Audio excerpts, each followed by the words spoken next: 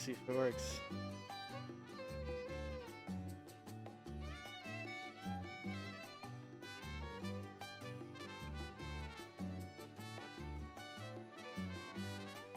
Oh, there we go. Up. Yep. Oh, he's live. Yep. Oh.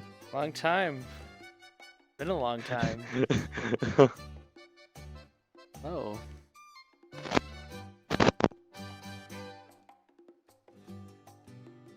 I'm not dead. I've been, You've been hibernating. hibernating. Yeah. No, I actually, I think my inspiration for animating and stuff is like tied to having a dog around. Yeah. Need to animate your doggo. No, the doggo gives me energy. Yes. So, hello everyone. Yes, I've been leading the Shiba Nation in VR chat. It is a nation now. The nation.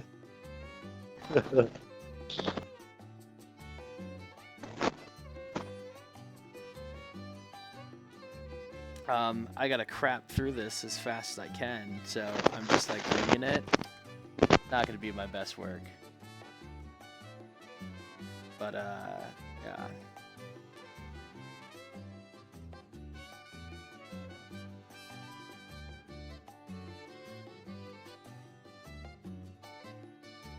Okay, that works.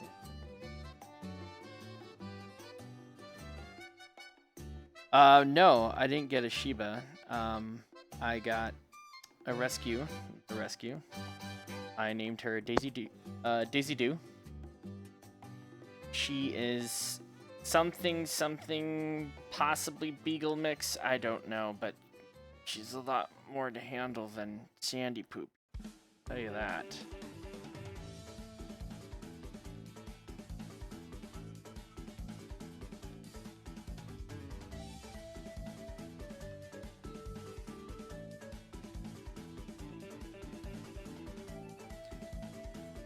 It's a lot more rowdy dog than Sandy Poop. I don't think I'll ever meet another dog that's as gentle as Sandy.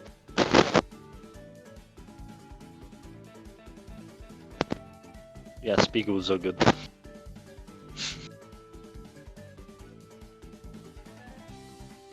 Where is it? Oh, it's currently probably on my couch sleeping.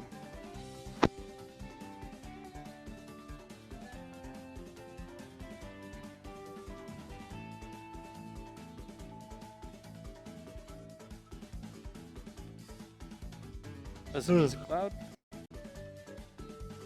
Music shouldn't be too loud.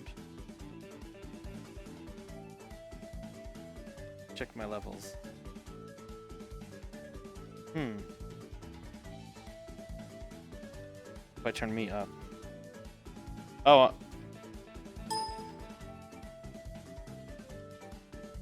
I mean, I had the volume set at 1. Hey, Crableaf. Yo, thank you for the donation, yo.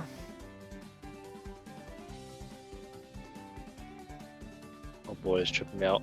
Okay, I got. What? Watching streams on mobile is not the best thing ever.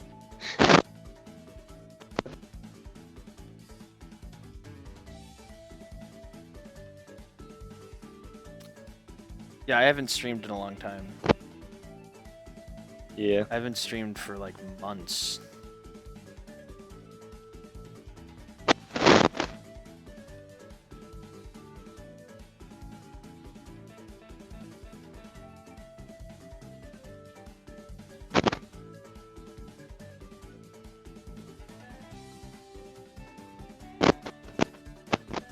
Dude, what's up with your mic? Is mine being really bad? Okay. It's kind of like crackling a little bit. Yeah, my my microphone is dying, so I'm gonna hop out. Oh. Dying again. So yeah, I'll see you guys there. I have a story to tell my chat. So, at work, some coworkers came up to me and they were just like, "Yo, we're gonna start like a D&D campaign. Do you wanna play D&D with us after, like Wednesdays after work?" And I'm like, I don't know. I've never really played D&D before. Like, how do you get into it? And they described it to me in the simplest way possible. They're like, okay, you know how when you animate, you make a whole bunch of cartoons and you come up with worlds and characters? And I'm like, yeah. It's literally just that, but you roll a dice, and that determines your outcome. I'm like, that sounds a hell of a lot more funner than what I was led to believe.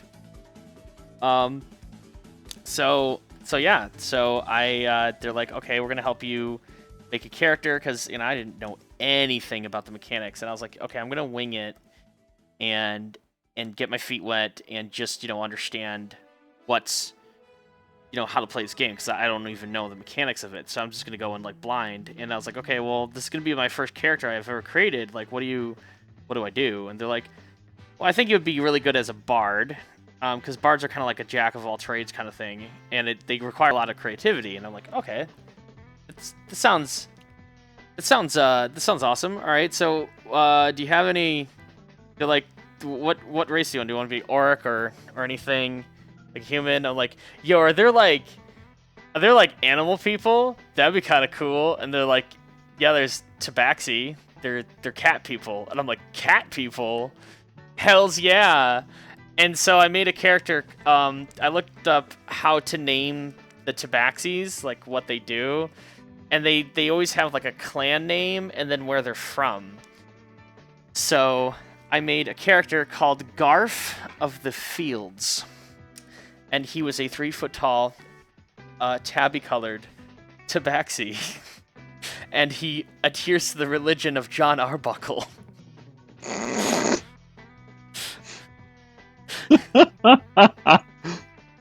and here's Garf of the Fields' entire story arc. So Garf of the Fields is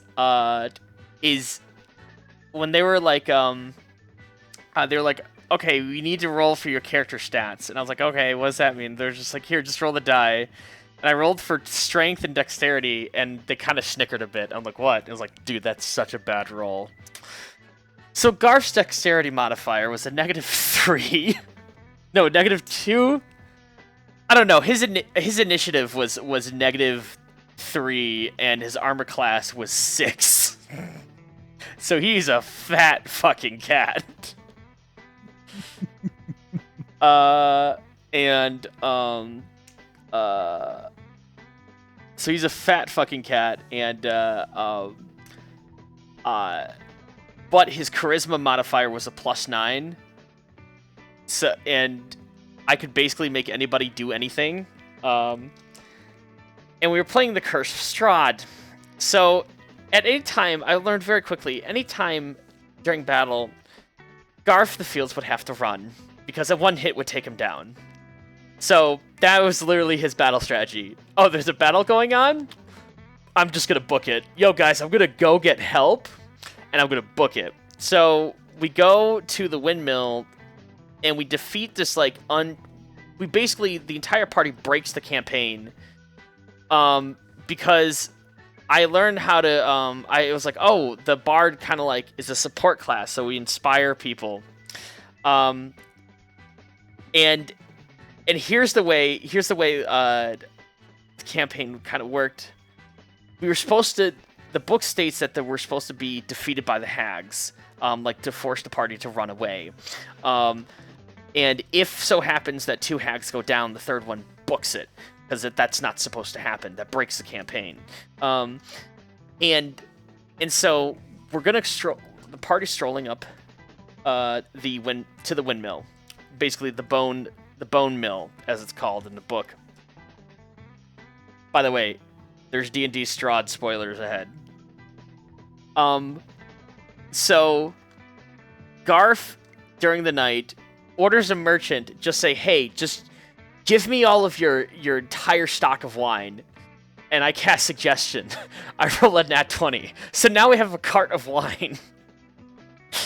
and And now the party's drinking wine and then gets kidnapped by one of the witches because we had to make a dexterity saving throw, and Garf's a fat cat, and so his dexterity is like -3 starting out. I make a low roll, so he just gets kidnapped by the witch and is in a situation, an event where he's going. That's basically a player kill event that the DM master set up. And I was like, oh, there's a witch here. I know you're in a cage and you're making me a pie. You're prepping a pie, but like, look at me, look at me, witch. I'm a cat. I'm Garf of the Fields, and cats and witches get together all along. Like, so I'm persuading you to let me out of this cage. I fail the persuasion throw, and I'm like, damn it. And so she turns her back, and I'm like, I get an idea.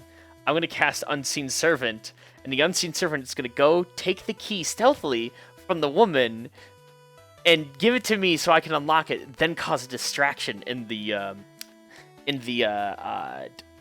kitchen. And I roll for that and I get a nat 20. And so I just imagine the Unseen Servant is like acts like Gur from Invader Zim, and I call him the Duty Man. So then I describe what he does, and it's like, okay, so I cast Unseen Servant, and I go get the key. It's like, doody-doo. No, shh, silently. Doody-doo. And it's like, okay, give it to me. Now go cause a distraction in the kitchen. And so the Unseen Servant goes and throws pots and pans everywhere. It's like, wow, just smashing everything. And then I use feline agility to book it the fuck out of the windmill. Just keep running. Meet up with the party. And then I explained to the party that the witches are in the bone mill, and they know that we're here, and I've kind of destroyed their kitchen, so they're probably very pissed. We need to prepare for battle right now. So the entire party prepares for battle. All right. I have my Garf position himself behind the meat shield, which is the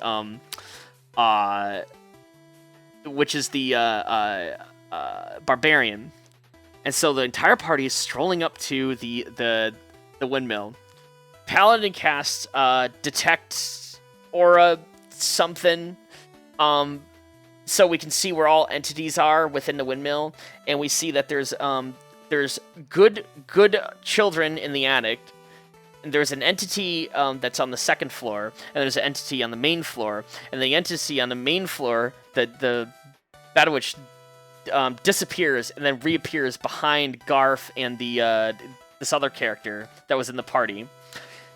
So, our plan was the bird person monk casts silence on himself and then hangs by one of the witches so she can no longer cast any of her spells. And then the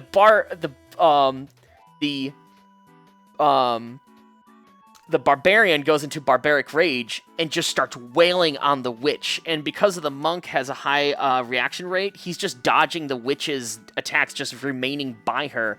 And it's so funny. The DM is just like, all right, the witch is gonna, he's like flipping through his page. He's like, no, you can't, we can't do that. And his hands are fidgeting. He's just like, oh my God, this is a really good spell. Okay, I guess the witch attacks with her claws again.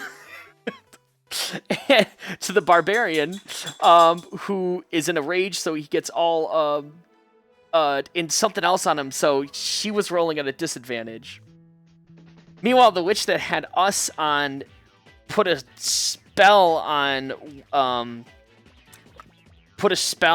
Garf and this other character, and so we failed our wisdom saving throw, and so the DM describes that I see a serpent. Garf sees a serpent wrapped around the windmill because he's about to, go in, and it lunges at him. I was like, I'm gonna dodge the serpent. Okay, roll the dodge. Success. All right, so the serpent misses, lunges at you and embeds his head into the ground. I'm like, cool. I'm gonna use a bonus action.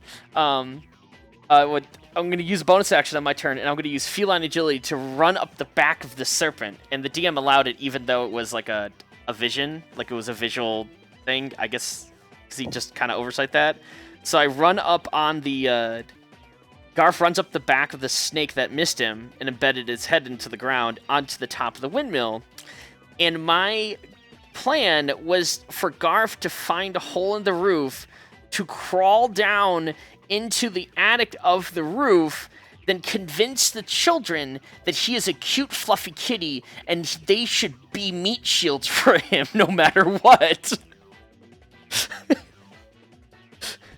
But that he failed the perception check. So then the DM describes to me that you hear a voice, Garfield, why did you leave? And then Garfield sees an vision of his actual god, John Arbuckle, come out of the sky. Because I'm still under the spell, so this vision. So I'm like, I'm gonna vicious mockery this thing. And the DM explains, your character is literally seeing a vision of his god. Like, you gotta roll a nat 20 for that to work. Nat 20! Okay, you viciously mock your deity. And and he rolls, and I fail the wisdom saving throw. He takes a psychic damage. And I say, I'm a free cat, John Arbuckle. I don't need you anymore. I'm free, and I can have all the lasagna I want. There's no Mondays. And I'm just like, ugh, I just beat my chest. And so... because of that, the DM gives me like a inspiration die, because he's laughing. He's like, okay, so now you're inspired. You're like so inspired. I was like, great. Now I'm gonna use Cure Wounds on the Paladin that's almost dead. And so my joke is that with Garf, his butt, he sets his cat, because Cure Wounds is silent but a touching spell, so I don't need like verbal to cast it. So I can jump into the sphere of silence. And so I just tell that Garf leaps ass first off the building and plants his butt on the paladin's face to fart to Cure Wounds. And I roll so high that it's successful.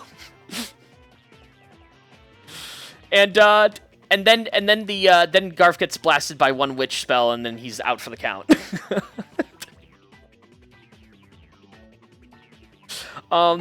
So then he levels up.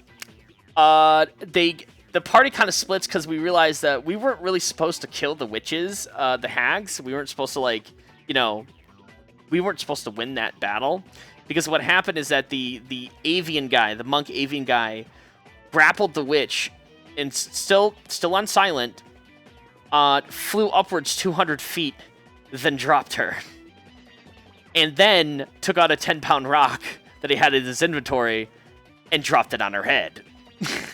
And the DM was failing all of his throws, and we were like winning all of our throws. And that's how we defeated one witch, and the other witch was just beaten by the barbarian and the paladin, just wailing on her the entire time. So then now the party has a base. It's a windmill. And it makes into these demon dogs out of black liquid. And now Strahd can no longer heal himself, because in the campaign, he flies to the windmill and the witches heal him. So that kind of breaks the campaign. So we go to Valkyrie. The team goes to Valkyrie. We split up. And in the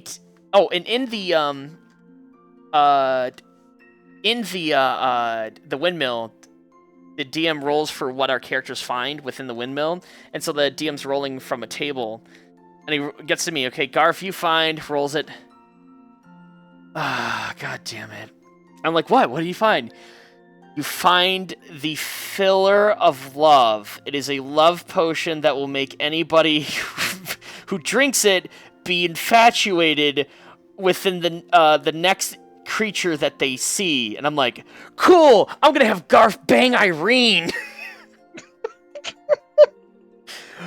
Irene is Strahd's love, the big bad guy's love, and we're escorting her.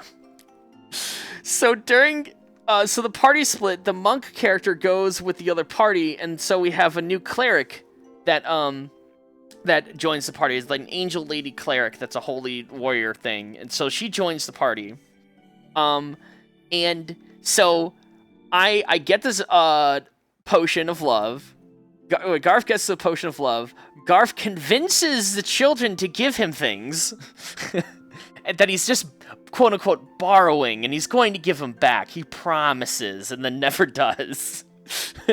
and then they go to Valkyrie, where it's a town of like a whole bunch of old people, like poor people, so they're in fear, living in fear of vampires. And Garf goes around and goes to the shopkeeper and borrows healing potions, borrows a lot of things and never gives them back. Actually, takes the entire merchant's stock of healing potions because he's convincing him he's borrowing it, then never distributes the healing potions to the other party because his excuse is, I'm a weak fat cat, I need all of these.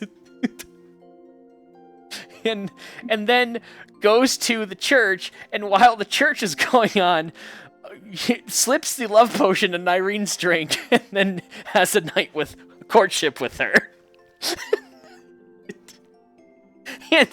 and then we next day we go, the party goes, and we're trying to look for clues in the town, and we get a clue that there's something, there's some bones in the coffin shop, that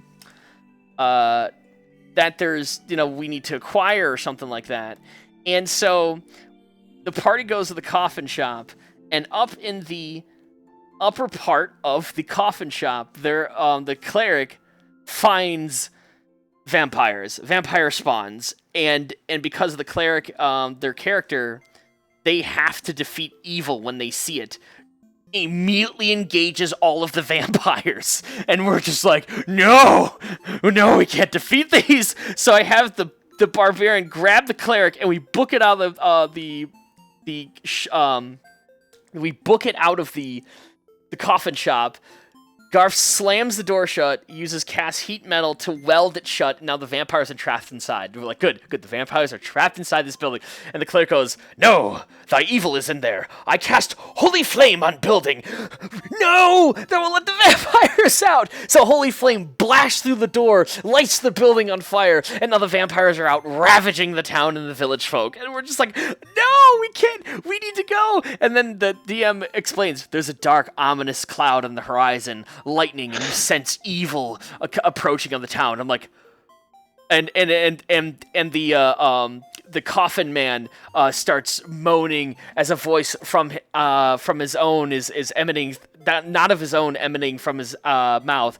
Strahd is coming, and we're just like, oh my god, we just triggered the end event.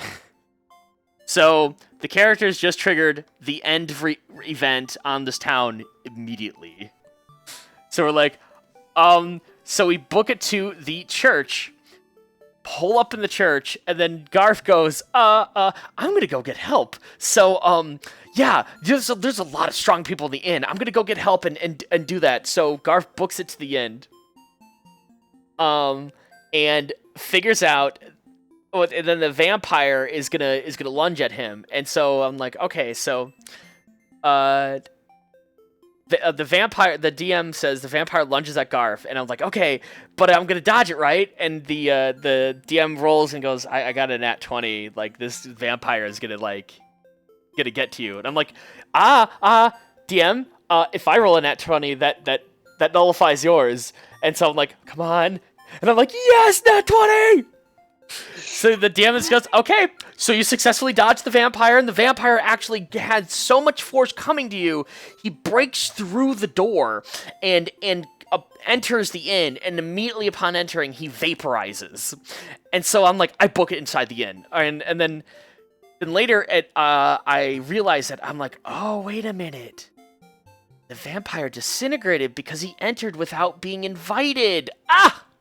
I just have to remain here and I'm safe. Everyone, let's party. So Garf gets drunk and fucking, eats a whole bunch of food while the other party deal with Strahd. And eventually sweet talking Strahd to going away. So we cut to the next day. All right. And there's a riot. The angry mob starting to form into the middle of the town. They're burning all the decorations for their celebration. And all the villagers are going, no, that's, hate the Burgermeisters. The Burgermeisters festivals. They're supposed to protect our town, but our town's not being protected because we just got attacked by vampires and all this stuff. And they're really, really angry, and guards appear to, like, corral the villagers to, subdue them to, like, dissipate the angry crowd. But then Garf gets an idea. he charms the 3 guards that are there, so they all fail their wisdom throw, and we're like, guards, hey, buddy, you know, if we're all angry about the conditions here at this town, and you know we're blaming the Burgermeister, why don't we talk to the Burgermeister himself? And everyone's like, yeah. So we all march over to Burgermeister's thing, and I'm like, yes. And I play. Garth whips out his pan flutes and plays a song for the crowd to march over, but secretly casting a ritual for the unseen servant. So successful casting of unseen servant. We go to the Burgermeister's house, the place. Burgermeister's there, standing there with 20 guards, points to all of us and goes, arrest every single one. And I'm like, oh no, I'm not gonna win this fight. Okay, DM, I roll to escape without being seen. And I do that. That's a success. Good. But while I'm rolling, I'll have the unseen servant sneak behind the Burgermeister and pull down his pants, exposing his wang to the entire town. And so then we're back there. I just like, as I'm leaving, I just say like sayonara to like all the freaking town folks, so they basically see me leave, but not the guards. So we're standing there in the town square, and there's whispers kind of going on. And then the Burgermeister shows up, and there's two guards there, and then people point to me, and I'm like, oh no, I gotta get out of here. I cast Unseen Servant, and I start running the other direction, walking very quickly, very fast, and so the Unseen Servant is casted. Now the guards see me. They're following me. They're running after my location. I was like, okay, I go behind some crates, on an alleyway, behind some crates, and there's and I put the Unseen Servant right by the crates. Okay, so the guards are enclosing on you. Okay, Unseen Servant, push over those crates. I roll a 3. Fuck, failed. Okay, Garf, I'm gonna use the feline agility. I can climb 20 feet in one action. All right, as like a bonus action. Go. I fail. Shit. Guards capture me. Guards strip me of all the equipment. The other party members see what's going on, and do nothing because they think they're gonna rescue me later. Garf gets thrown into the same jail cell as all of the other villagers that he's just with. But, I actually did you a favor because, the vampires are out rampaging right now. They could be still rampaging. But here you're protected in a fortress. It's a really good situation. And roll to see if that persuades him. Fail. Oh, no. And I'm like, and the DM goes, okay, so Garf, I'm going to roll to see how angry the villagers are, and I'm gonna flip the numbers. If I get a low number, they're really, really fucking angry, like murderous angry. And if you get a 20, you kind of sort of what convince them. Rolls and goes, oh, I got a 1. Garf, you're dead. They rip you to shreds. You're just fucking dead. And I'm like, oh no! But wait a minute. And I was like, wait a minute, but doesn't the cleric, as long as she has a body part, she can cast reanimate or restore or whatever to bring a character back to life as long as they have parts of the body. And I'm like, I turn the player playing the cleric, and I'm like, yeah, that's a thing you could do, right? Like you could. And then he turns to me and goes, okay. From the 2 days that my character has known your character, you have 1, stolen from children. 2, stolen from villagers and entire stock and not distribute anything that you took, and you kept all of it to yourself, chugging health potions when we really needed some. 3, you rape Irene. 4, during when we needed you the most, you book it and leave our characters to defend the castle, the church, and against Strahd himself, and then our characters find you drunk at a bar eating food. And then 5, you try to entice a riot to overthrow the local government. No, my character does not believe your character is good. In fact, my character believes you're evil and does not want to revive you. I'm like, Wah wah! Garth the Field is now dead.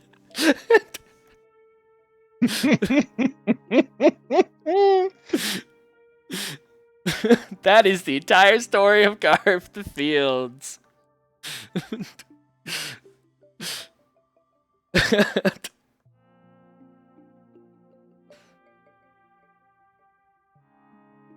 So,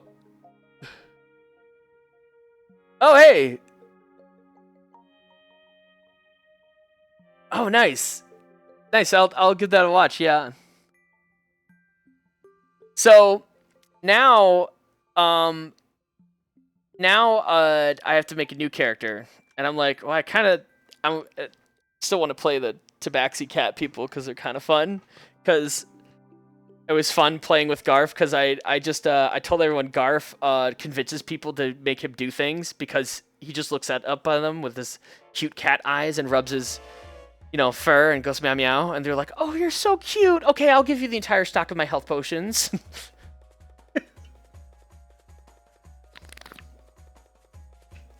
So, then, so I want to still play the Tabaxi, so I came up with a thing. There are 9 Garths. So now I'm going to pull a Lord of the Rings, and now Garth of the Fields is dead. And now the party is about to meet Garth of the White. Garth of the White is a sorcerer who specializes in casting with elements like earth, fire, wind, and water. He is a 6 foot 7 inch tall snow leopard pattern tabaxi, and he's under the wild magic, which means I have to roll every time after I cast a spell, and if I get a 1 on the d20, then I have to roll from the wild magic table, and that's what happens. So it can be anything from where I instantly heal myself, or I just spontaneously explode and die, or I cast polymorph on myself, and I'm a sheep. Like Garth the White's a sheep.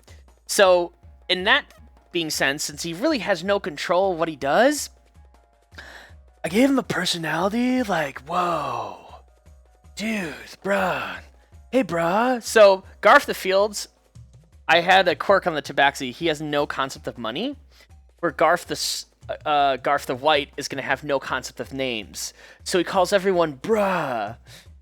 Anyone who's good, he's going to call him bruh. Anyone who's deemed an enemy, he's going to refer to them as chaz. And then if he inquires anything, he's going to end his statement with nya. Like, nya. But he's like, yeah, bruh, sometimes you just gotta go with the flow. Like, things just happen, bruh. Yeah, so when a spell backfires, he's like, oops, man, that bonks, my bad. But that sets me up for a lot of jokes that can happen, is that if he accidentally casts polymorph on himself and now he's a sheep, he could be like, bah.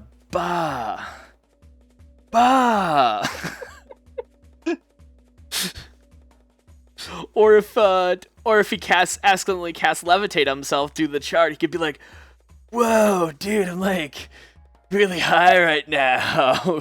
Sweet. Because and also because his cantrips involve there's earth, water manipulation, air manipulation, and fire manipulation. He has to have a source. He can manipulate a source of non-magical fire. So he's always smoking dillweed, because that amber is the source of his non-magical fire. So he's always stoned out of his fucking mind.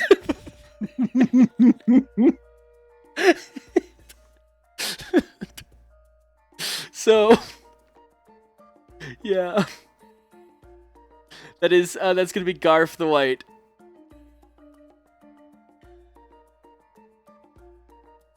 And I can't wait. Because I'm trying to find clever ways to use these cantrips to cause maximum amount of damage, even though the cantrip specifically states they can't cause damage. by the use of the cantrip, I'm like, yes, but I could dislodge a rock from a cave wall, maybe 20 meters up.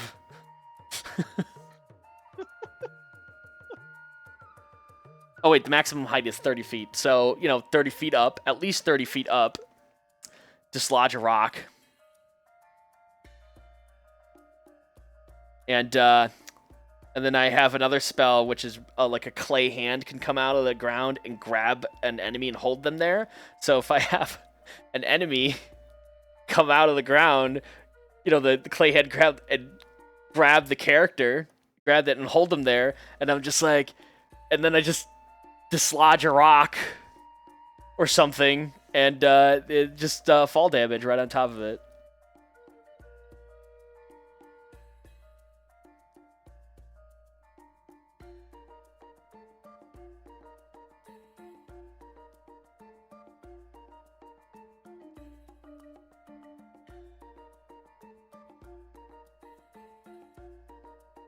Great.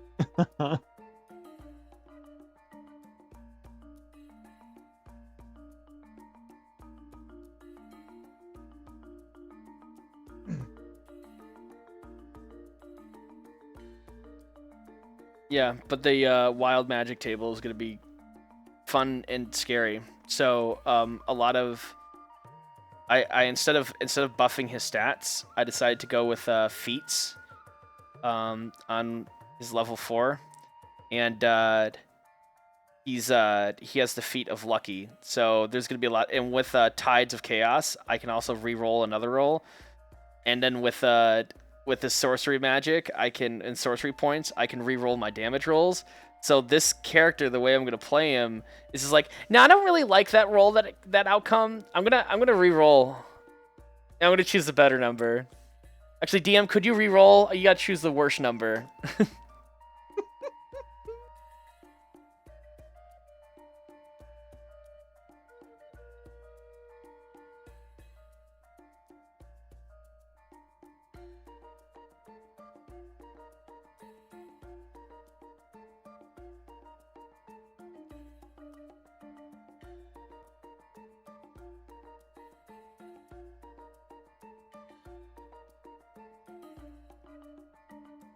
Yep, that would be.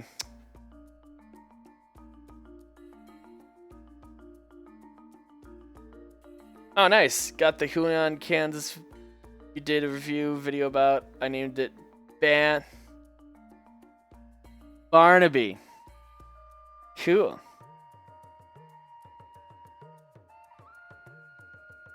Yeah, I can't wait to play Garth the White. And if Garth the White dies, my party, because I'm playing with I guess the term is min-maxers.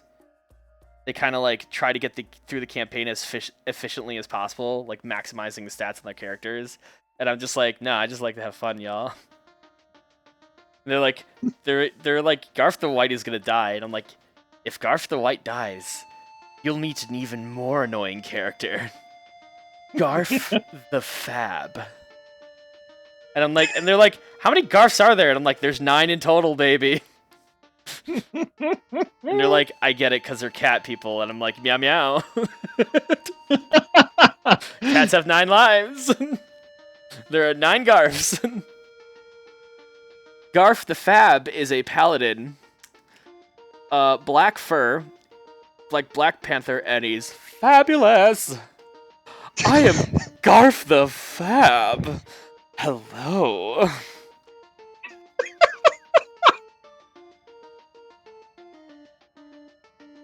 And I'm just better than you in every single manner conceivable.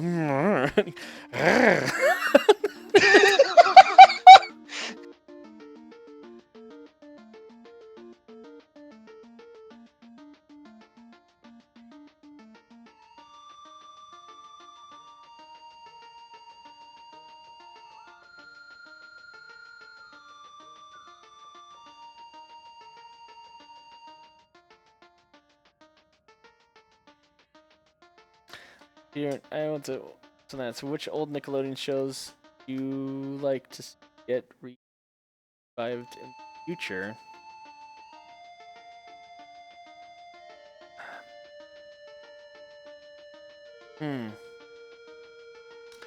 Really no. It's like a lot of the old shows were like a product of their time. I don't think they could do anything more with like Cat Dog. Like I think a lot of stuff that was in old shows like the 90s, I think that's it was like a product of its time. It wouldn't really fly the same today. Especially like Cat Dog.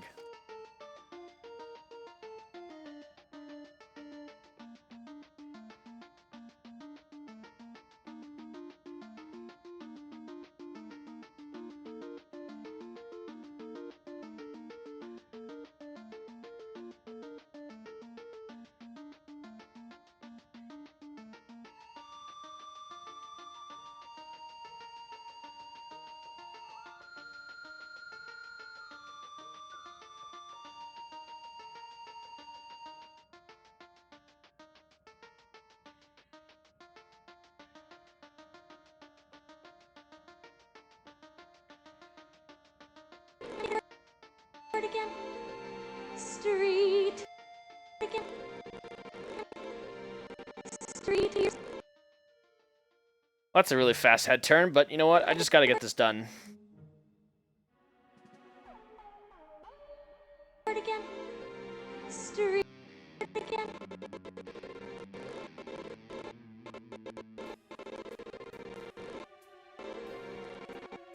Street.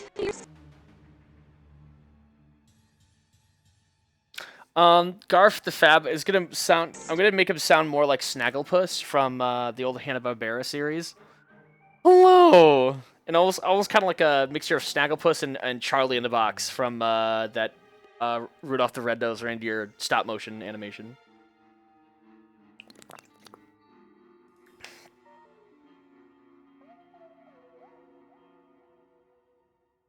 Street.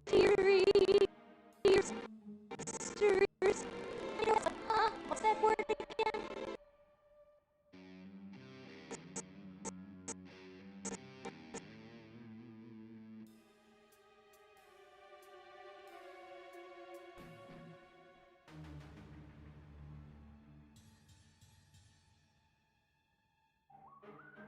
Well, if you're reviewing and analyze things from other videos, at the end, the very random yet focused persona makes you think you're the genius of your trade. I'm just lonely. Ooh.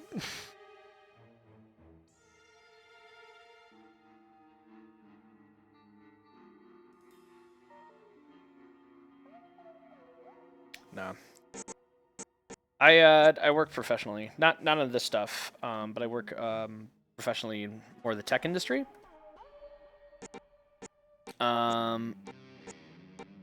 Basically aiding the next generation of way animation's gonna be delivered. It's kind of cool. I'm skating around exactly what I can talk about, but I work on cool stuff.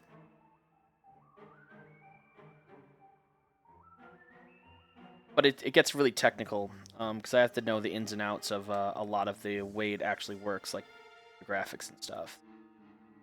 A lot less creative. More like techie.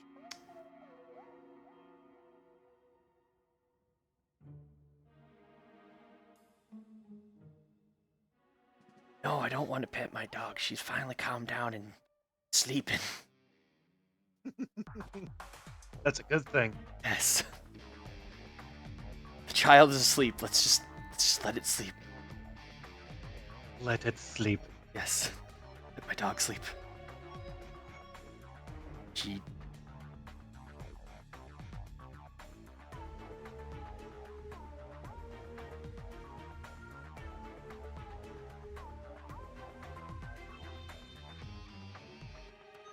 Your opinions about rolling into an art school for a future career of animation? I would honestly, I would not go to like a super expensive school. You could really like art and animation, especially animation. It's a trade skill, and you can really like, you know, you could build your own like animation business like right now just by like doing like commissions and stuff for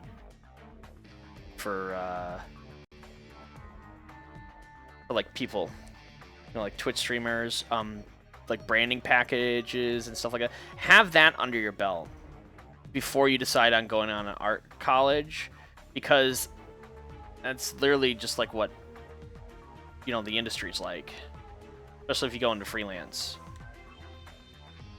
So if you're like starting to become like really successful at that, then in college, you know, may not, you know, because you'll still be doing that after you get out of college, but you'll be straddled with debt. So try.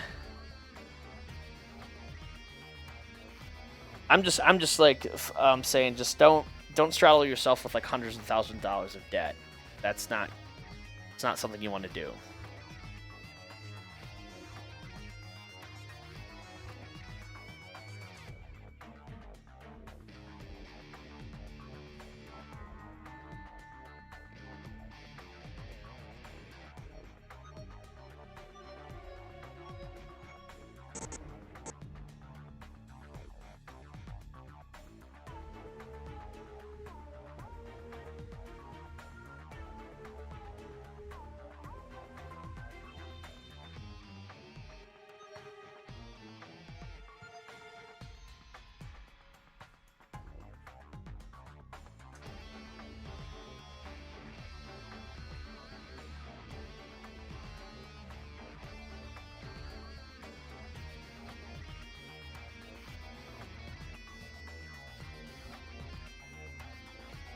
Yeah, my experience in art, because I did go to like a cheaper art school, but my experience in there is that I've learned more like outside of the school. I mean, it provides a catalyst for helping you learn, but most of the contacts that I have in the industry now are just like people from the internet that just love animating and I collabed with. Like, there's only one person I know of from my college that actually made it into the industry. But that wasn't from the college themselves. That was, again, from just going out there and putting yourself out there in the industry.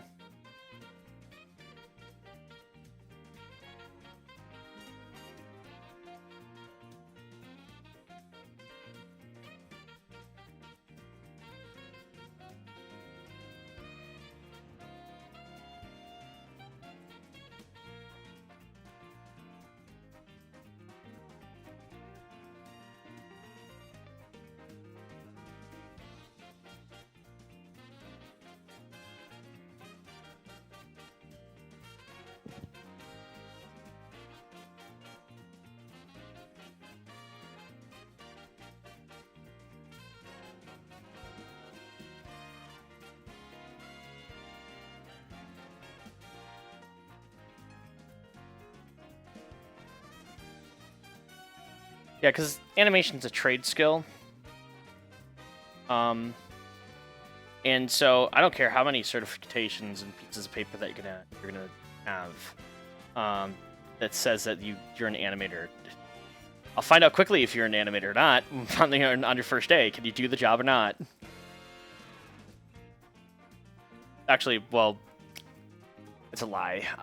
Not on your first day. You won't pass your art test, basically.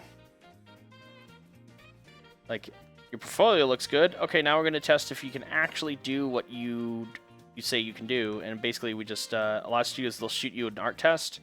They'll like draw this character on model and animate, you know, some walk cycle with him, or they'll give you a task. You have 48 hours to complete this task, and that's what you do. And if you don't pass that, then you don't get hired.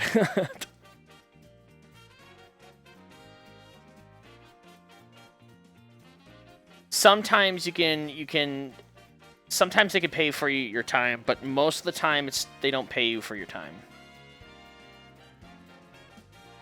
Hey, Patch Dunes.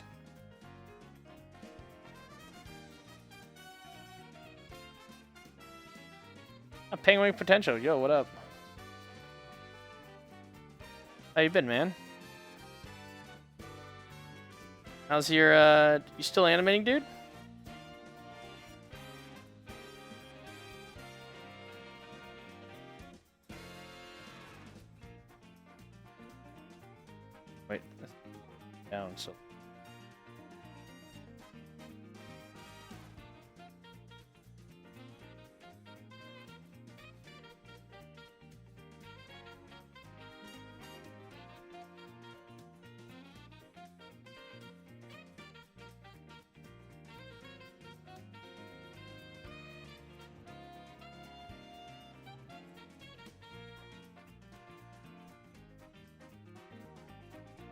Imagine getting paid for overtime, LL.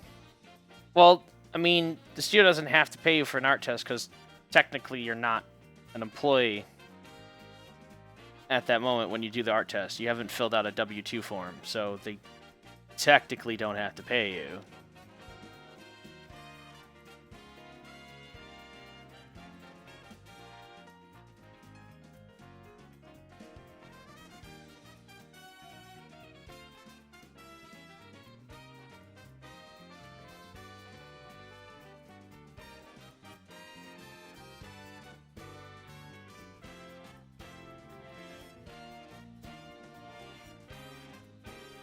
Yeah, since I had to get this done pretty fast, I came up with the simplest design of Ariel, and then I gave her a long, goofy neck, because I thought it was funny.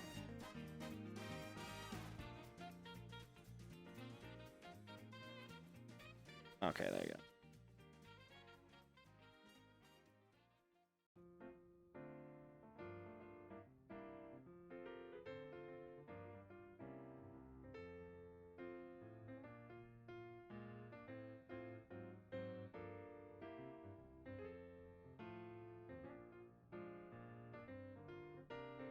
Just what the art test is for, or is it confidential? No, there's no art test. I'm just explaining the hiring process of getting employed by like an animation studio. Studio will give you an art test, and then you have like a set time to complete it. And if you don't complete it, then they don't consider you as a candidate anymore.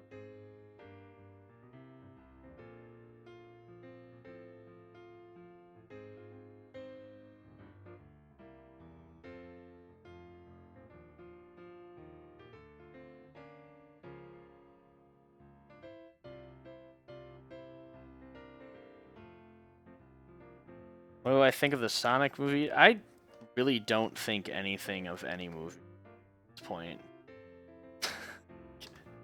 I'm just so fucking done with the film industry. Like, I'm done. I don't. I'll stay in the tech industry as an animator. I'm fine with that. I like that a lot more.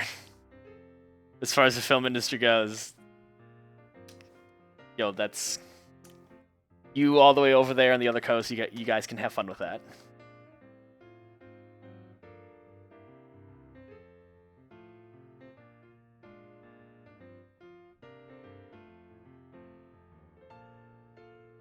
I'll stick to animating for fun. Animating 2D animation for fun. A lot more enjoyable that way.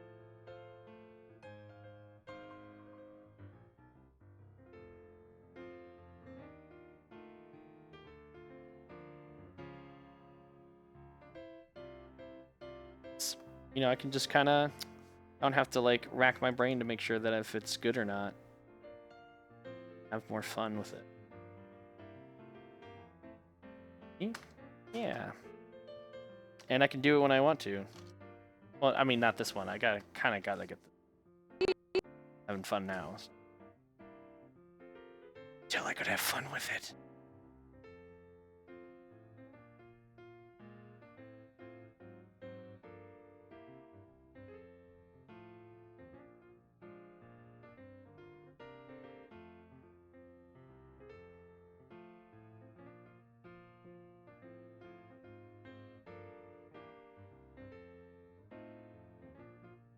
How do you feel about Netflix side of animation? Smart move. Very excited for a lot of what Netflix is doing. They're scrambling. They're scrambling pretty hard to retain on to the family-friendly content because Disney's going to pull out of Netflix, remove all of their audiences and content with them. They're going to go to their own streaming platform. So, yeah, Netflix is really scrambling right now. It could be good maneuver. They're pumping a lot of money into it. But it's cool to see, you know, 2D animation kind of spring up in mass like that again.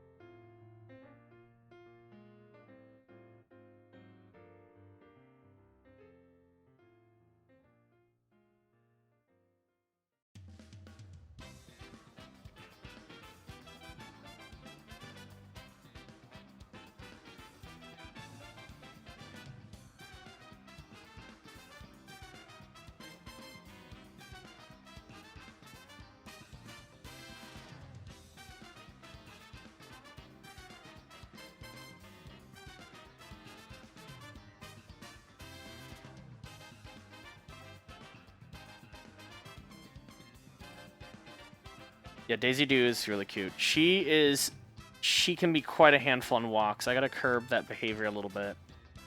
She kind of really is super excited to go on that, and she kind of pulls on the leash. Doesn't really pay attention to me too much on walks, so I gotta train that a little bit. Here's street. Street.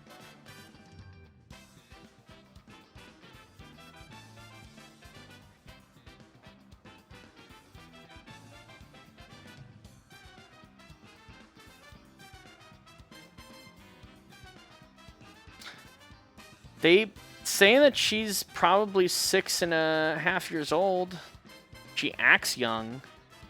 Really hard to tell how old the dog is. She acts young. Oh boy.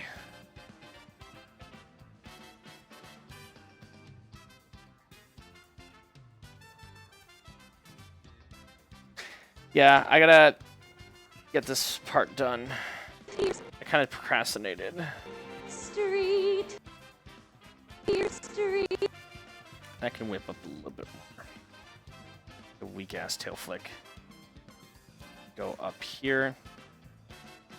More. Street.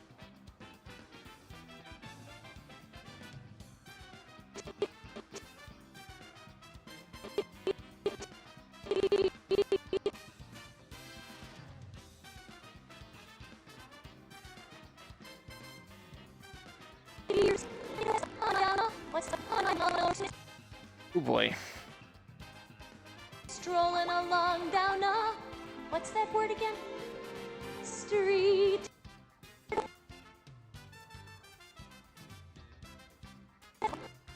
Again.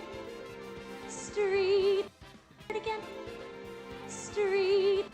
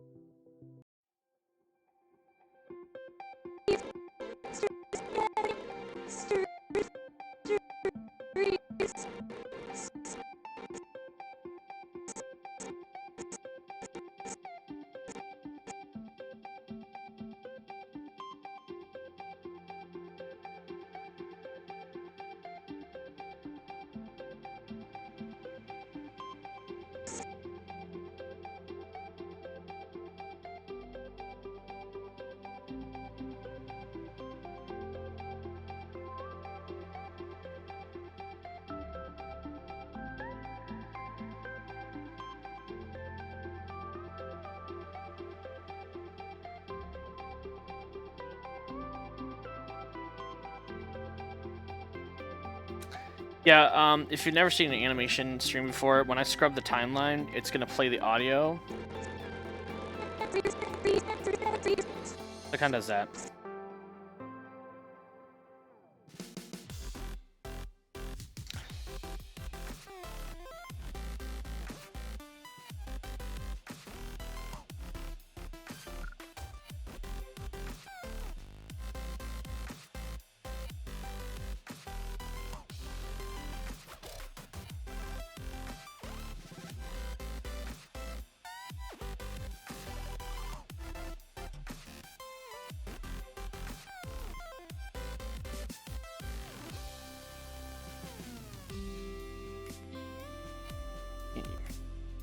Yeah, so this is the first dog I had since Sandy Poopy.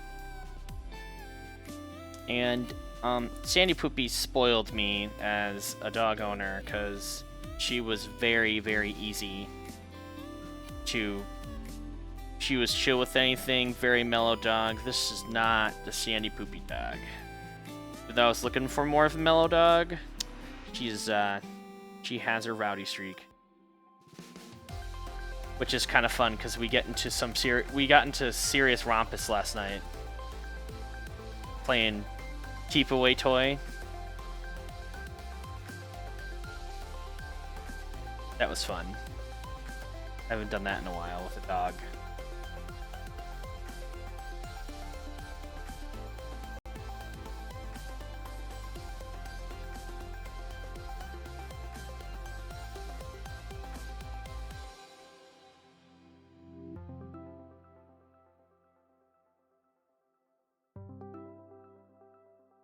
You like the actor they picked for Ariel for the live action movie? I'm indifferent about it. It was a kind of a I mean, it's an interesting choice. Are they gonna tie it into any lore? Because I thought it's supposed to be like set in more of medieval times. So you know, just like, is it like my my question to that choice is it more than just a marketing stunt? Like, are they actually going to incorporate something into it, or is it just purely a marketing stunt?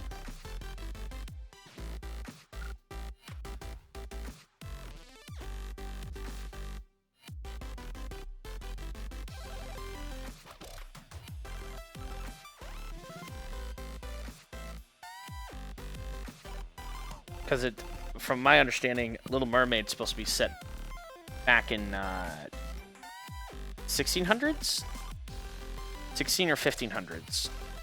So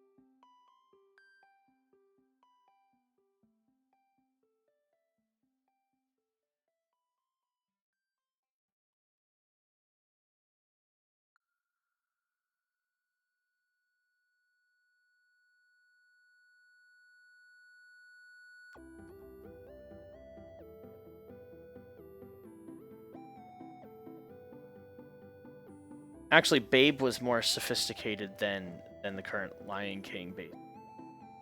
Did the animatronic puppet things? Lion King, they just mocap some animals.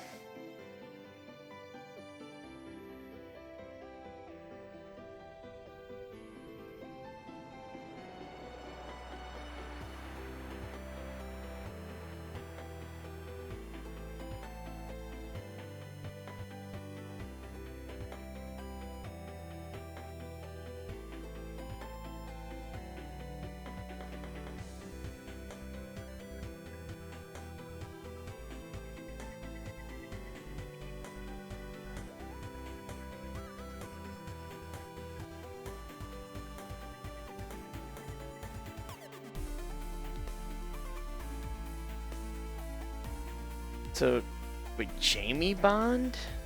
But he's James Bond.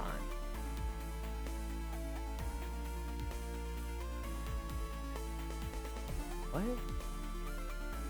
Hear about this?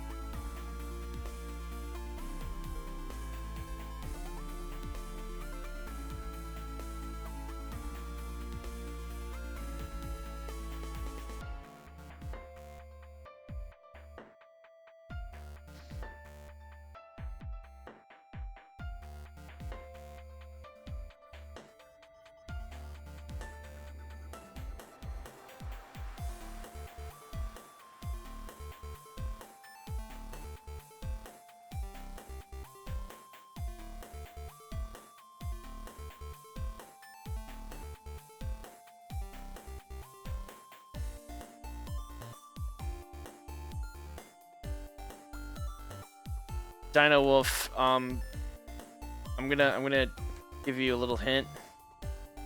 The film industry has always been a cash grab. You're just now noticing it.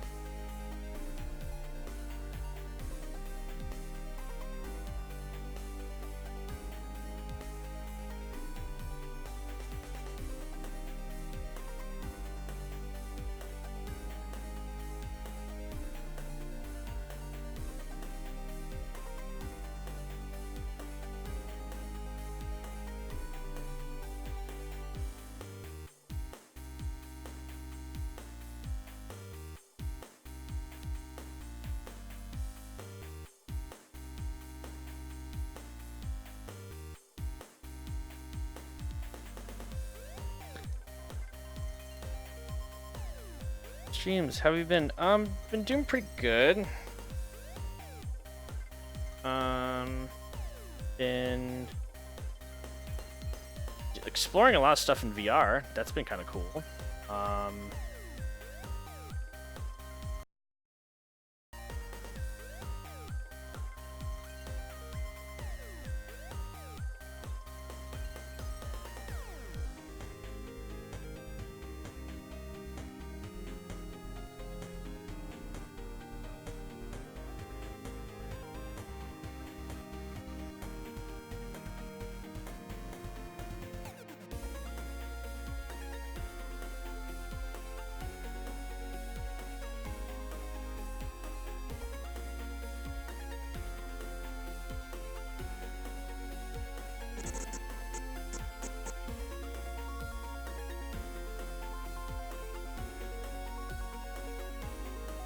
Yeah, Shiba King. More coming. It's very, built an army, basically up in VR chat, of Shibas.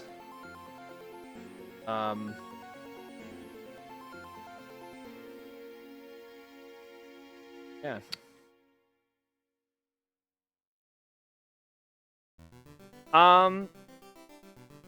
Yeah, there's this new world that was really fun exploring last night.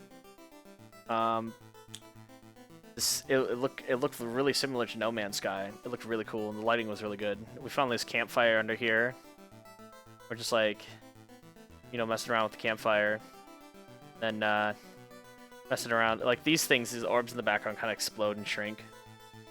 So.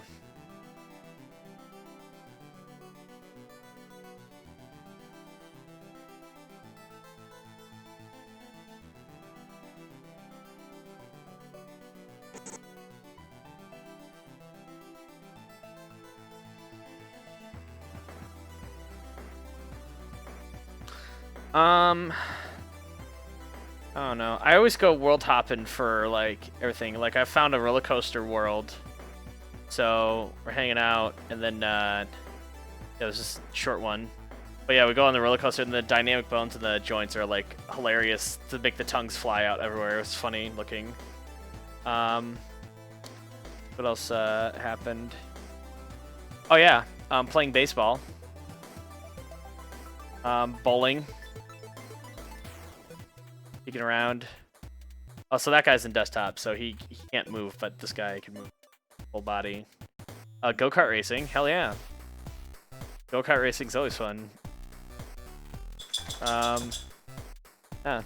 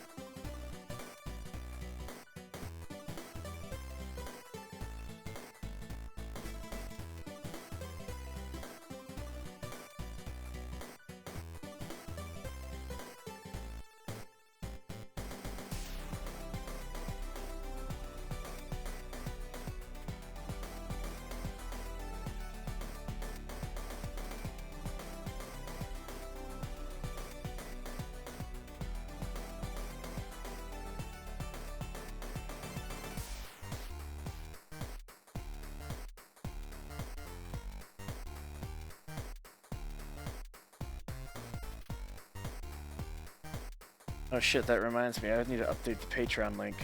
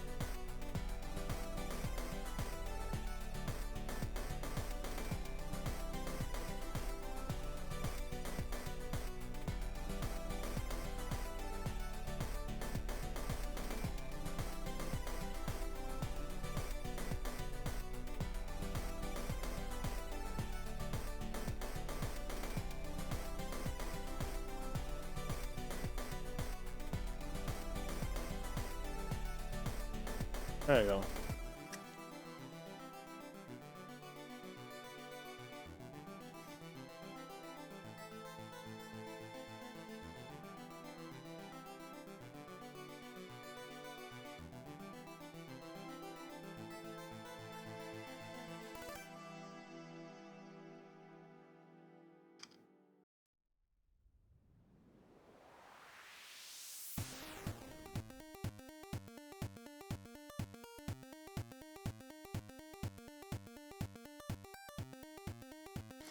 Show you what my dog is doing right now.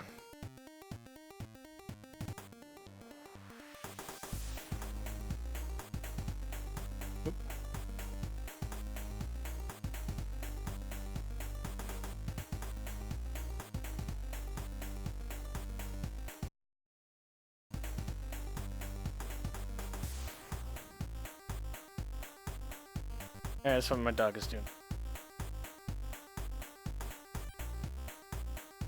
Oh.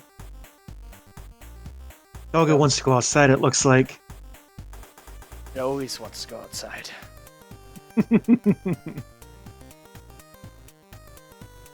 Precious.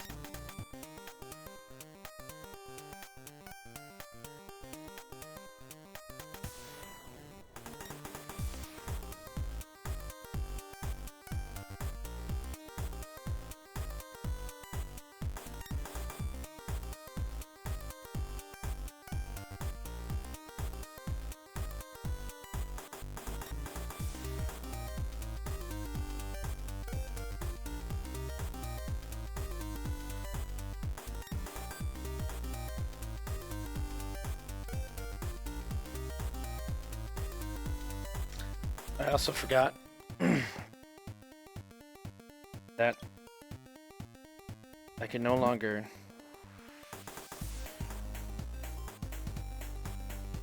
have any privacy.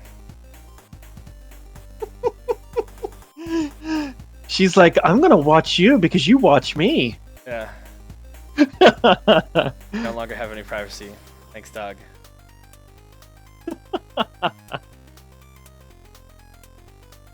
Yep, your privacy is now gone.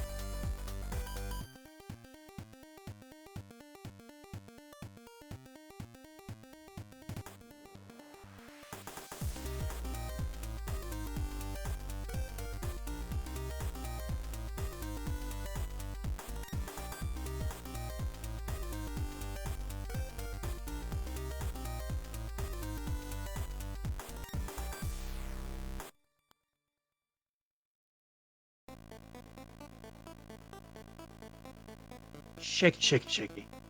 Is scratching herself. But interesting enough, 'cause now that I have doggo, I have like a sudden urge to do 2D animation more now. So I'm thinking maybe my ability to 2D animate is tied to dog energy. Hmm.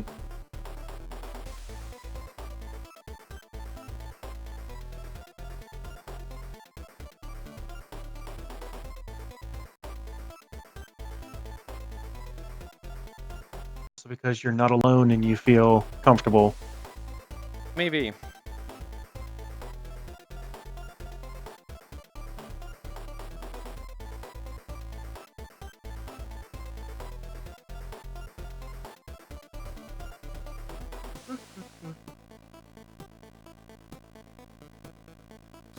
Shiba models are public to my Discord, Patreon supporters. You get the assets there.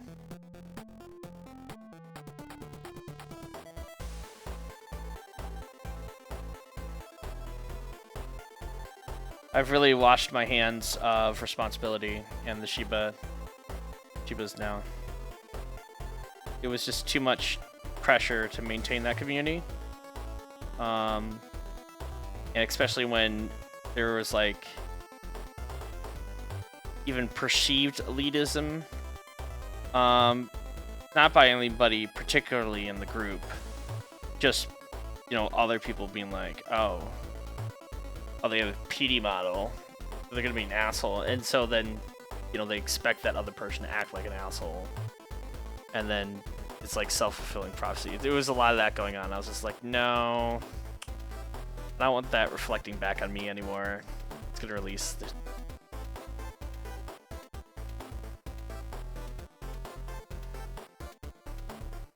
I don't blame you for doing that.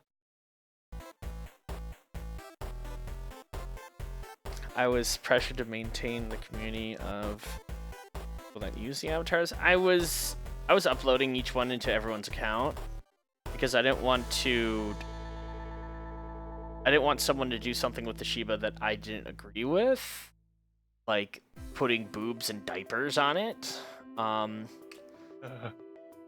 know, so I had the idea of maybe I'll just like upload it and it'll kind of be more of a special thing, you know? And I'll put up a paywall for it on Patreon so hundreds of people don't sign up. Hundreds of people signed up. So You're then, like, oh no. I was just like, oh no. Oh no.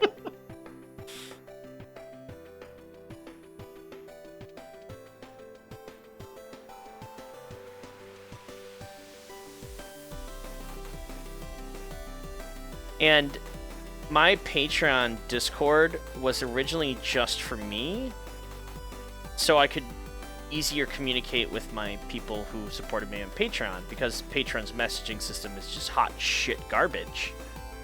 So my work in progress section was, you know, really just for me, just work in progress and feedback. And then other people started using it, and I'm not one to enforce a whole bunch of rules and be like a strict admin. So I just kind of, you know, let people enjoy themselves, and then it was just like you lose control of it.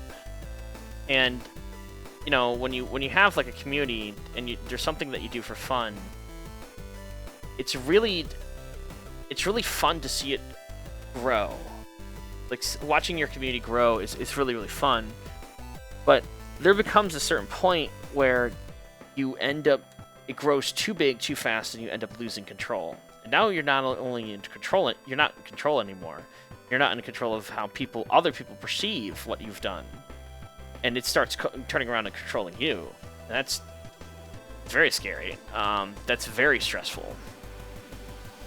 And then also a lot of people around you, you know, they see you get sudden fame. And so a lot of your, you know, they don't see how much stress that you're going through. They just see that you're, you know, constantly looking at your phone or something like that. And so it's like, oh, look, I guess you're like famous now, so like you're too good for us now. And it's like, no, that's not the case. I'm dealing with like a PR drama.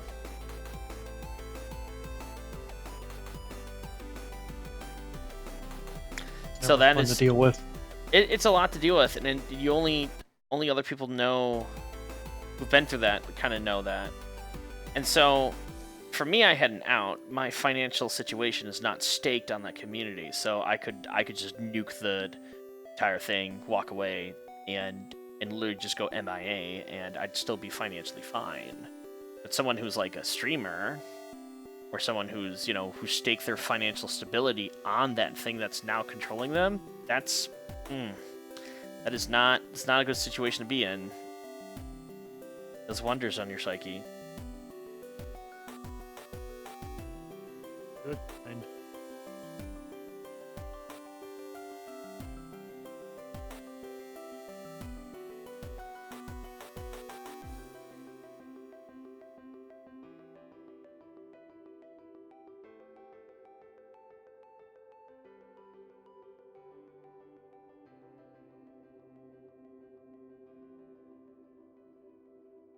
So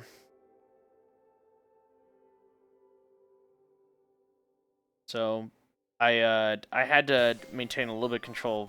I mean, I announced I was no longer doing the queue. I'm going to release the assets really soon. I just need to prep the assets so it will be the easiest thing for anybody to pick up and retexture and modify if they want to. It's not going to be like this weird UV encryption almost thing that I've done.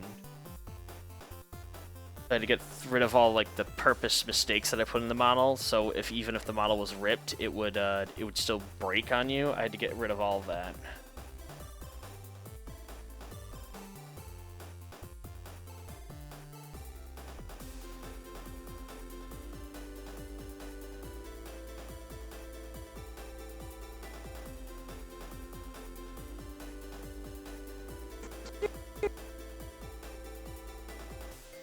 And really, the entire reason I got into the VR chat and Shiba Squad and that stuff is because a lot of the skill sets that I picked up while developing for the Shiba Squad, I had to use on my day job. So,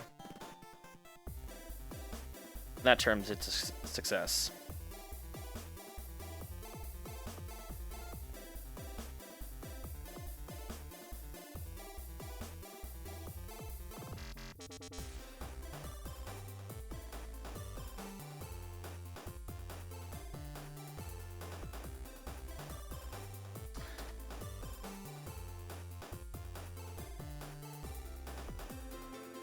Why are these highlighted orange?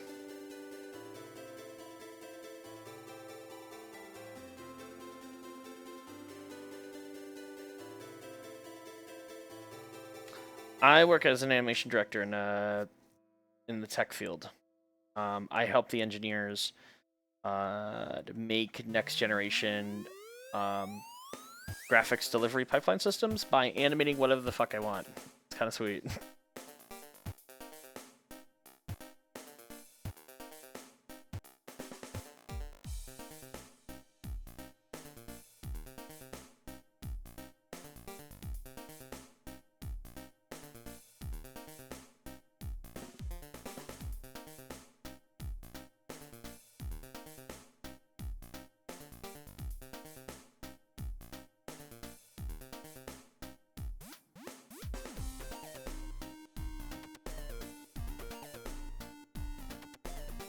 Uh, 3D animation.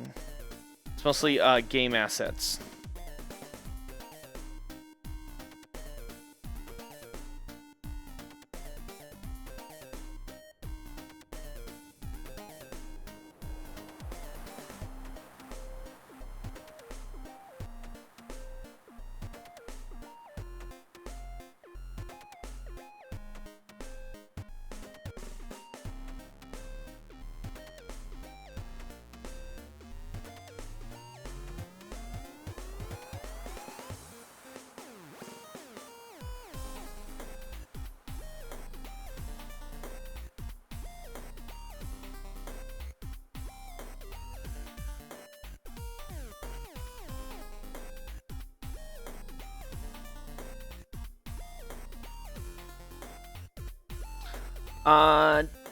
Unfortunately, no.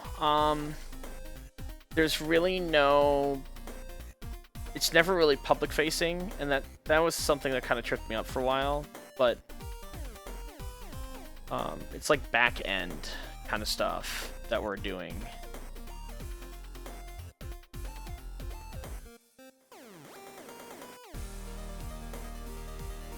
Like, no one ever really thinks about how water gets from the treatment plant to your faucet, but there's a whole network of like different infrastructures that deliver that water to your house.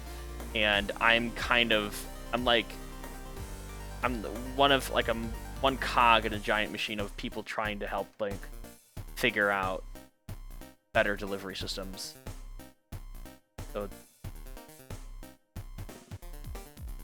not water per se, but I'm just using water as an example of like why none of the stuff I make at my day job is ever, public viewing.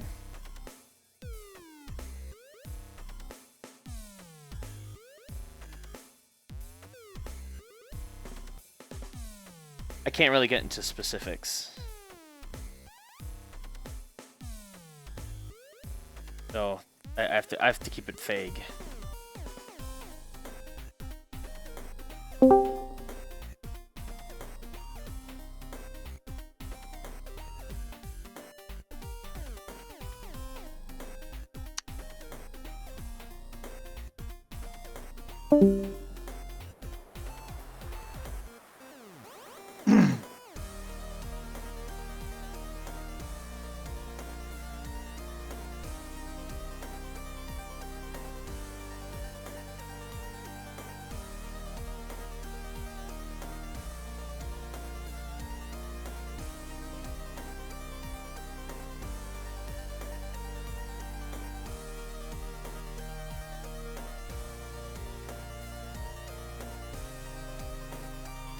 I mean, if I could do storyboarding and have the,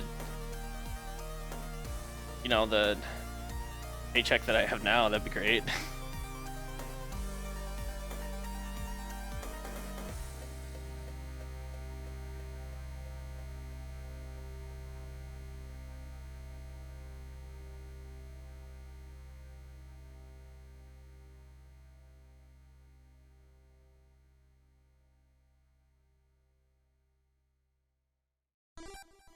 One of the weird things on the animation industry is that the really fun jobs that are really creative, engaging, a lot of times are the ones with the shit pay.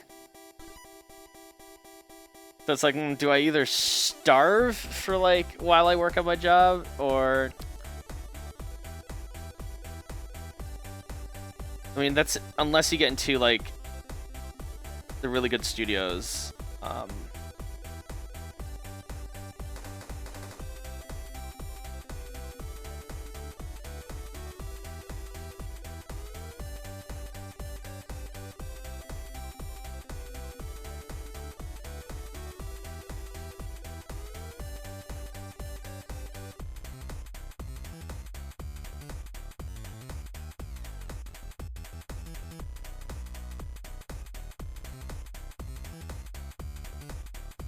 But that being said, storyboarding for cartoons probably is gotta be, it's really fun because you always have that creative drive. You know, the creative. You're always thinking of like really wacky, creative things to do. And so prior to working in this tech industry job, just like very corporate. All of my social circles were other animators and artists and friends and everything like that, and I almost kind of like, and that was that way for 10 years, so I kind of forgot how like normal people think, you know, like non-animators and non-artists, you know? They don't really snap into characters at all, you know, when they're telling a story. Or they don't really have like really random thoughts that just kind of like blurt out. Yeah.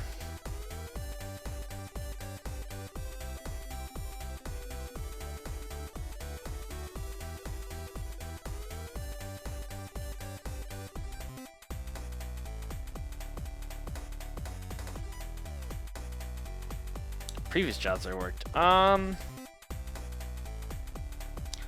I worked on a couple of shows, doing layout and stuff for a couple of shows when I was out in LA, and then I worked for like freelancing jobs for just any you know, anybody while I was out there too. I did I had a laser etching gig where like I was like co-owned a laser etching company for a while. And then you know, I mostly just did animation.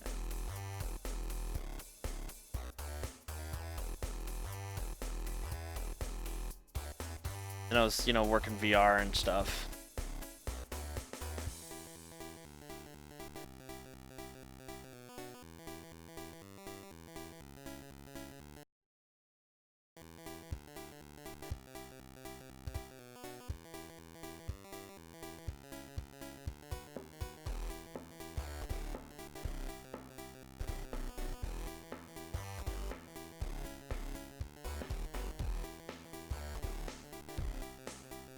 Make a JoJo animation, please and thank you. Here's JoJo.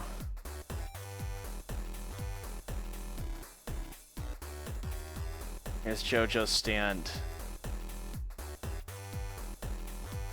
There you go. This is my JoJo animation.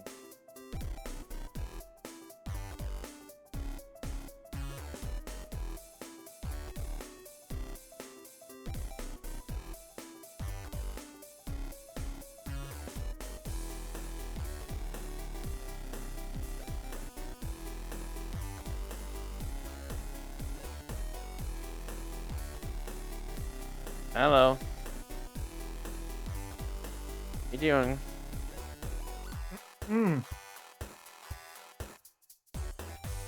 Doggy came up and walking around again.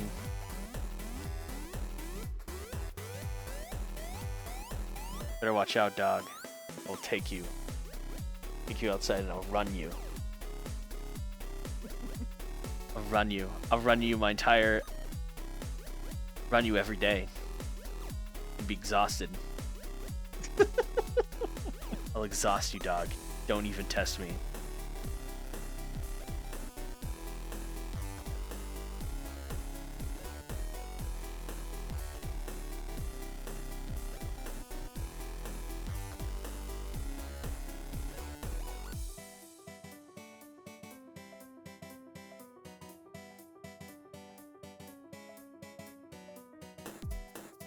Dude, I respect stop motion animators a lot.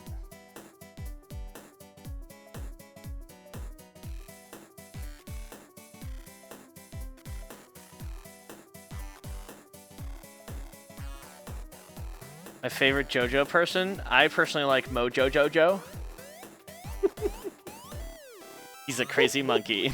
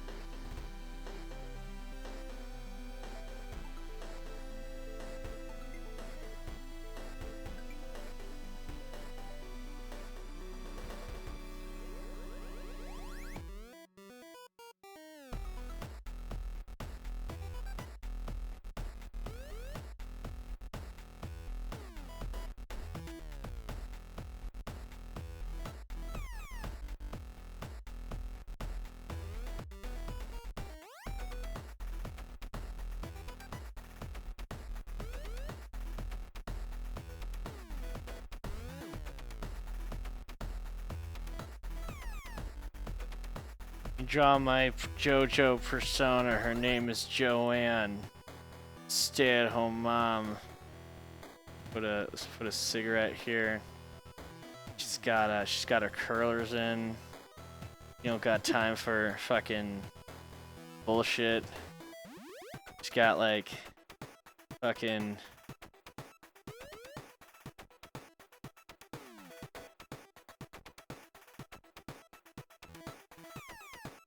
Yeah. She's got her fucking.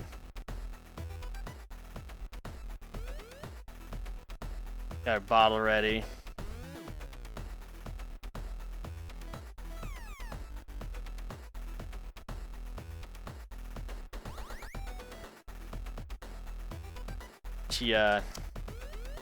She's too tired to put on pants.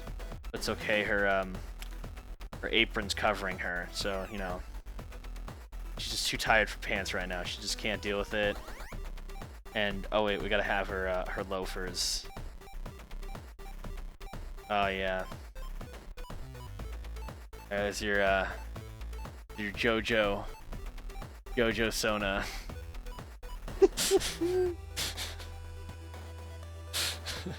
Stay at home mom is pink, blue hair, and her stand is green. Oh yeah.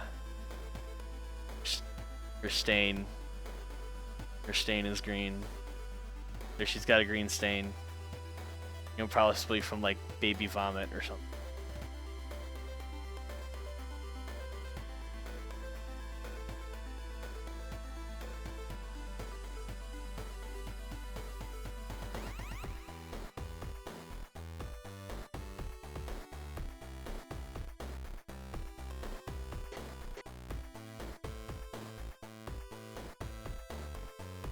Do you say that word again? Street.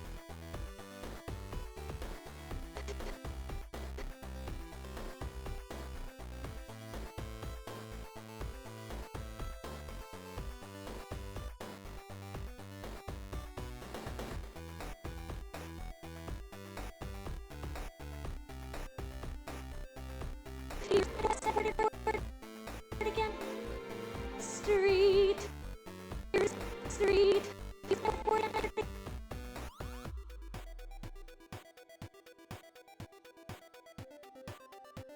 again?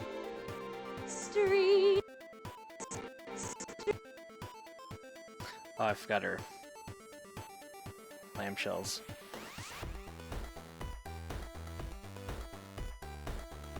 I had a lot of fun working on the thing I'd made for the Dover Boys because I was working amongst like really top tier animators. I'll show you this guy right here. This is probably one of my favorite things that I made.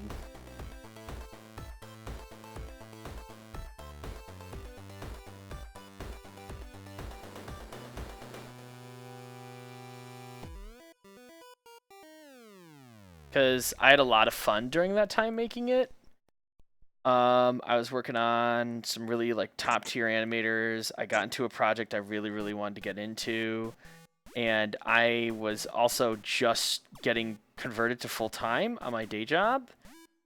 So they came to me and said, "Hey, your conversion, you know, begins next week, but technically your contract, ran out last week. So you're technically not working this week. Now we can do one of two things. You can go home and sit there and not be paid until it's time for full time. You know, you come back next week. Or you continue working this week and we'll have, you know, some comp days that you can do additional to your, vacation days." And I was just like, yo, I'm just gonna go home and animate all week. It's gonna be fucking awesome. And I made that thing in a week. And so I was in a really good mood when I was making it too, so.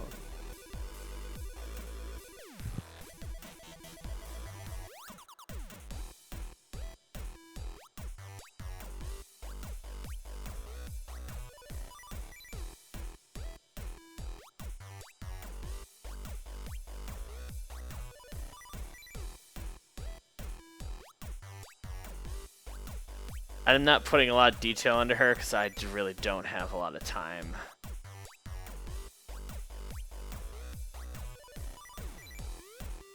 How do mermaids mate? Probably the same way fish do.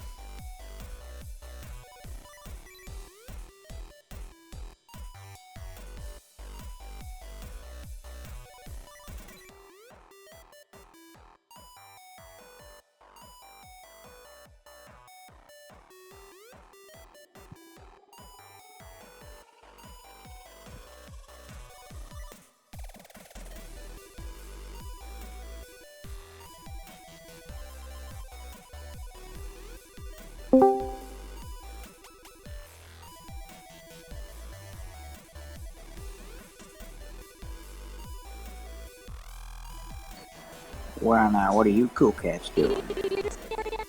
Hello there. Animating and streaming.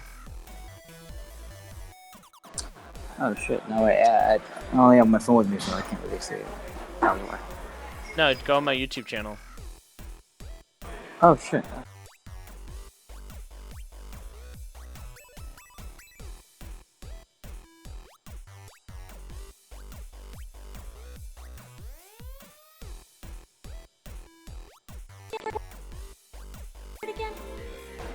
Oh yeah, that's right. You were working on this a few days ago.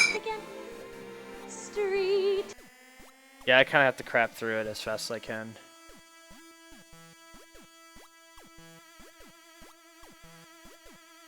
How do you judge jobs when you get offers or try to look for jobs? Talk to the people. They're working there.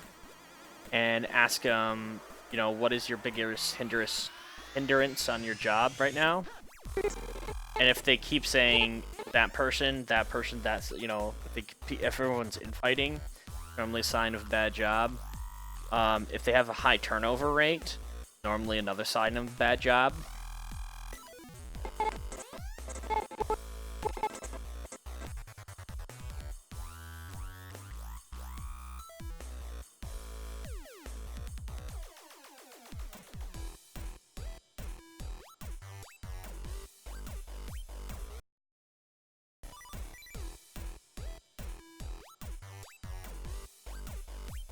If people are cracking jokes and having fun, that's normally a sign of a good job.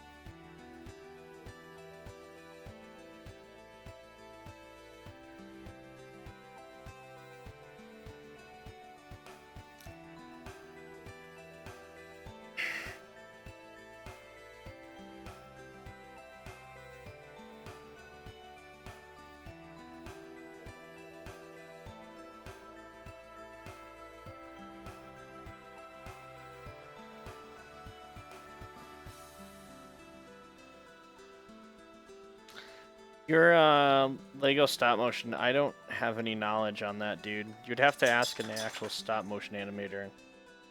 I can't really help you there.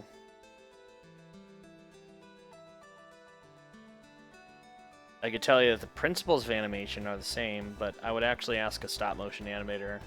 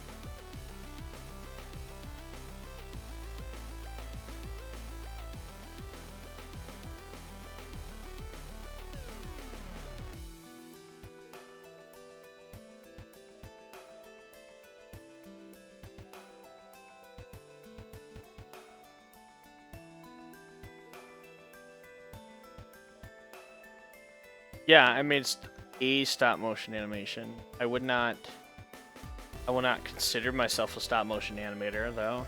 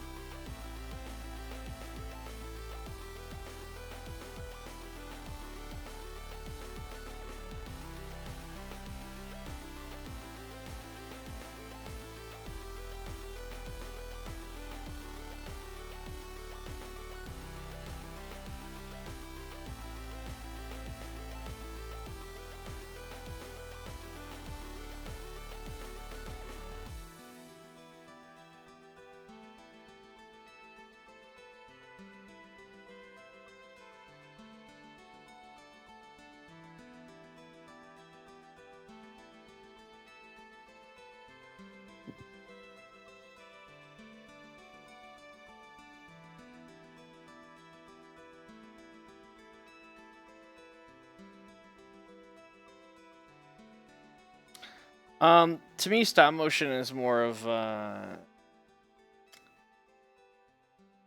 advantage I have over stop motion animators is that I can skip around what parts I animate within the shot. Stop motion animators can't do that. They literally have to start with frame 1, frame 2, then 3, then frame 4, then 5. They make it in a linear fashion.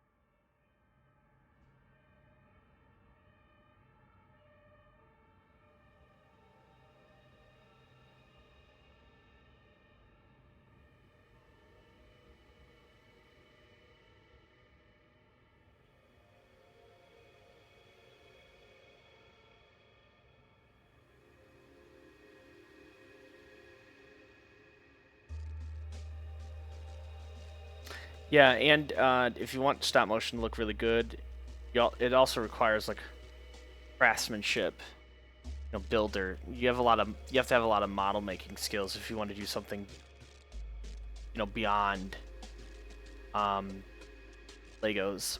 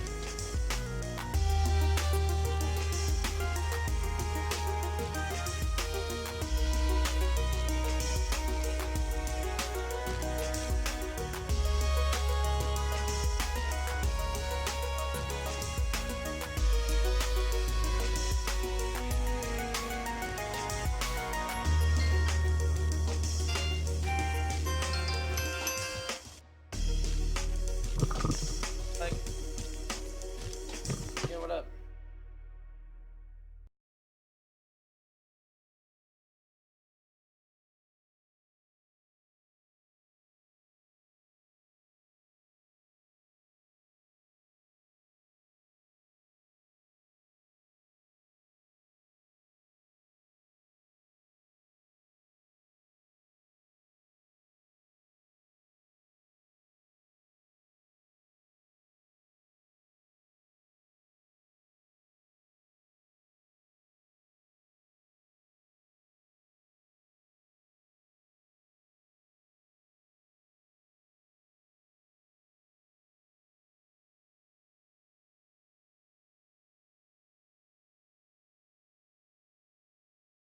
Oh yeah.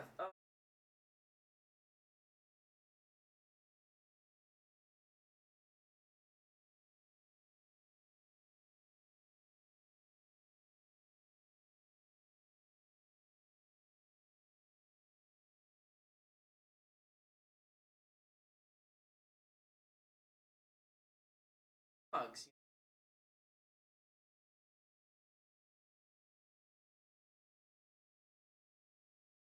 Oh well, dogs.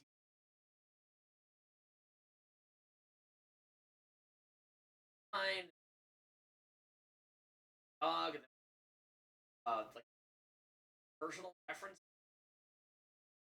I just so that's more work than getting a gun. Yeah, yeah, it was. So we were like, well, there's other places around, and I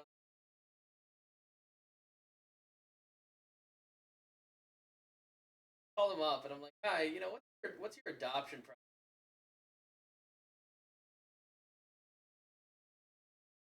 Creators like, no, man, like,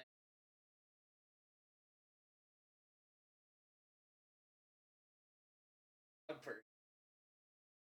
Okay, cool. So I go there and I play with I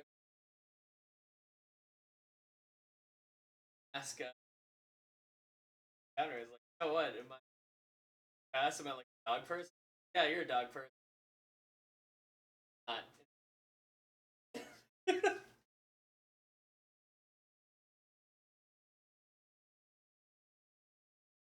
Yeah, yeah, that's true.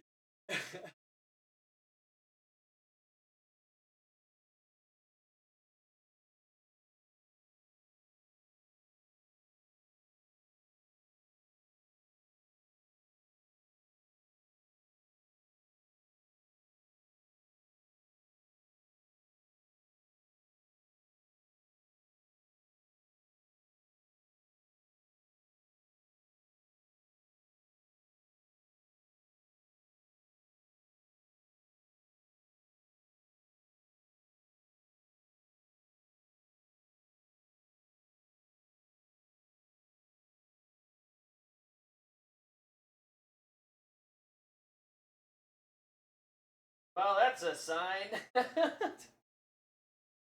Shit.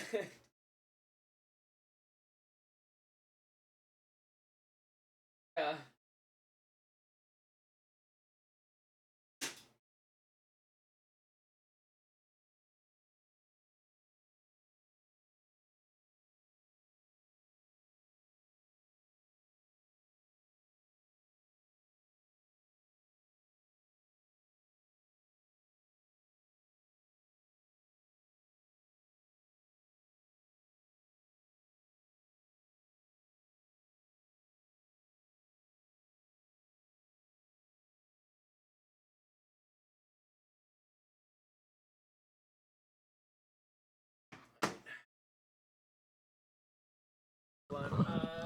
Guys, I gotta go feed my dog and then take her for a walk. So I think I'm just Have gonna end fun, this Petey. while back to Annie. But yeah, coming out. It was fun. Got quite a bit done. Hopefully I can finish this Friday because that's the deadline. All right, see you guys. See you.